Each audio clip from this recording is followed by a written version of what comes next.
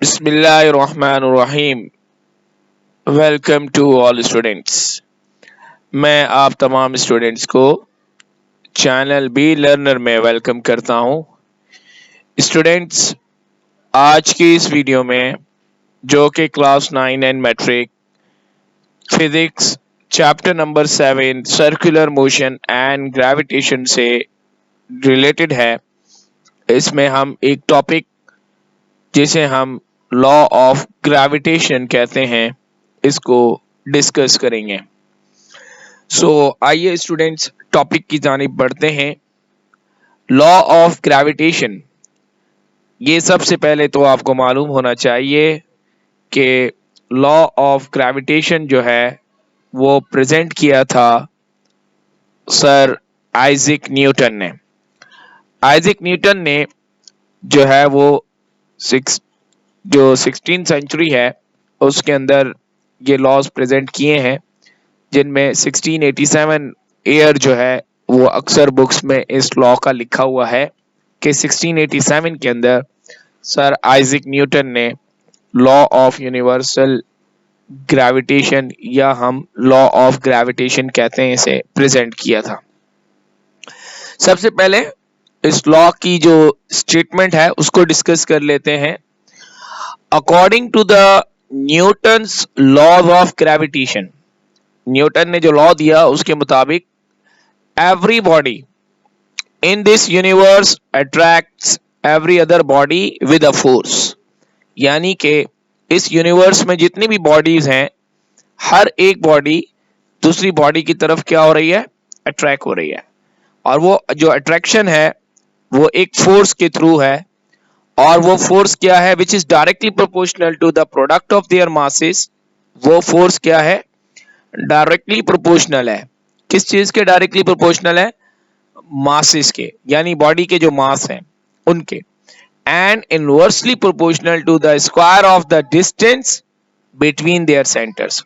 और वही फोर्स क्या है, इनवर्सली प्रोपोर्शनल भी है square of the distance between their centres, यानी उन दो बॉडीज के डिस्टेंस के बराबर, या उन दोनों बॉडीज के बराबर या दरमियान जो फासला है उनके इनवर्सली प्रोपोर्शनल है। Students, you know very well कि what is mean by the directly proportional and inversely proportional.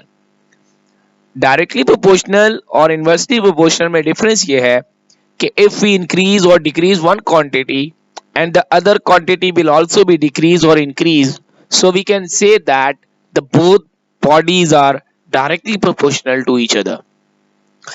But if we increase one quantity and the other quantity will decrease, or if we decrease first quantity and the other quantity will increase, so we can say that both are called inversely proportional to each other.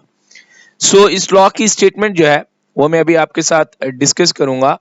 देखें,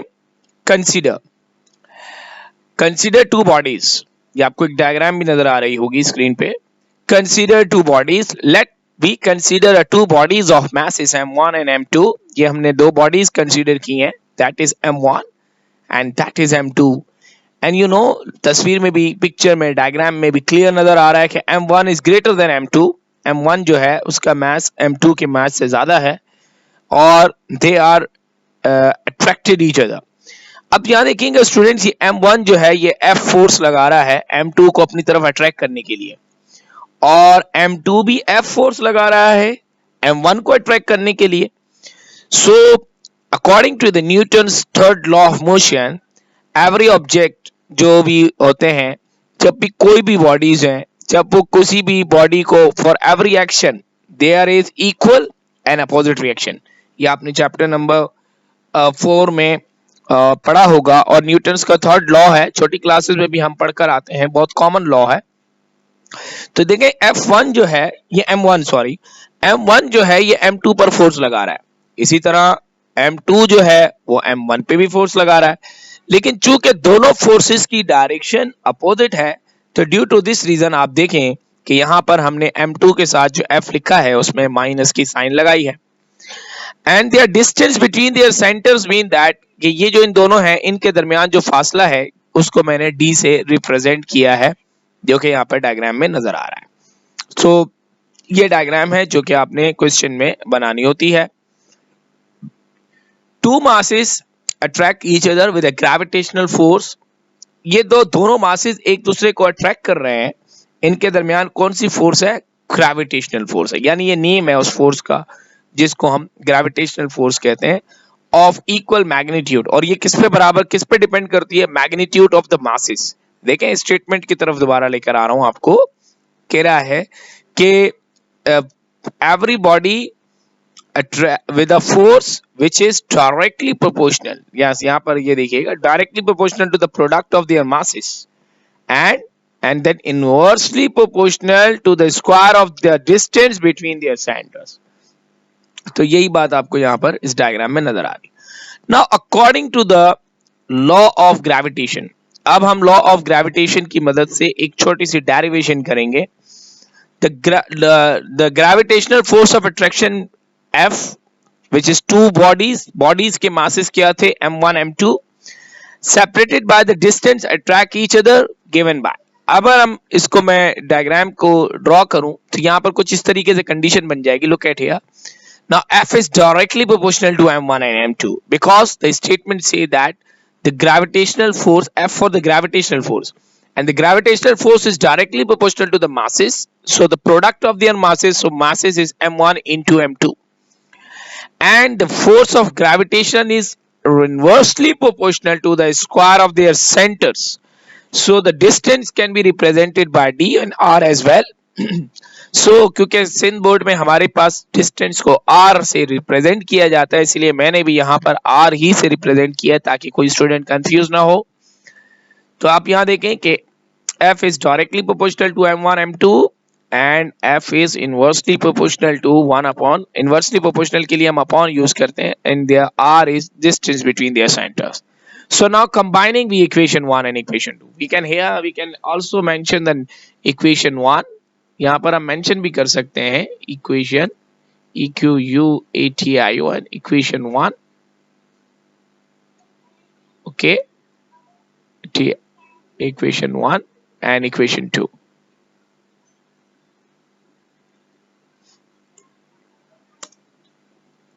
equation 2। Now we have to combine the equation 1 and equation 2। अब हम equation 1 and 2 को combine करेंगे। So अगर मैं इन दोनों equations को combine करता हूँ, so what we get? We get here f is directly proportional to the m1 m2 and f is inversely proportional to the r square। ये जो डायरेक्टली प्रोपोर्शनल है इसके साइन को रिमूव किया, और आपको मालूम है कि ये साइंटिस्ट जब भी कोई डायरेक्टली प्रोपोर्शनल के साइन को रिमूव करते हैं तो वो हमें क्या देते हैं? कांस्टेंट। इन्होंने जो कांस्टेंट इस्तेमाल किया वो था g। सो यहाँ पर ये क्वेश्चन यानी ये बन गया f is directly proportional to g m1 m2 upon r square, and here is the g is called constant of proportionality, or we can also say that proportionality constant, and it is also known as the universal constant of gravitation, and its value in SI system is, this value is same in everywhere, and in SI system, yeah, SI unit, its value is 6.67 into 10 exponential power minus 11 Newton meter square per kg square। It's very important MCQ as well। ये आपके board में आपसे MCQs भी पूछा जाता है class 9 इन matric में कि बेटा SI यूनिट में जो है वो G की वैल्यू क्या है, तो you can write 6.67 into 10 exponential power minus 11 newton metre square पर kg स्क्वायर। तो ये यहाँ पर जो है ये इक्वेशन ड्राइव हो गई। मैं आप तमाम स्टूडेंट से यही रिक्वेस्ट करूंगा कि बेटा चैनल्स को लाइक करें, इस वीडियो को सब्सक्राइब करें चैनल को, और इसके जो लिंक है वीडियो का और चैनल का, इसको अपने दोस्तों में, अपने क्लास फेलोज में जो है वो ज़्यादा से ज़्यादा इसको फॉरवर्ड करें।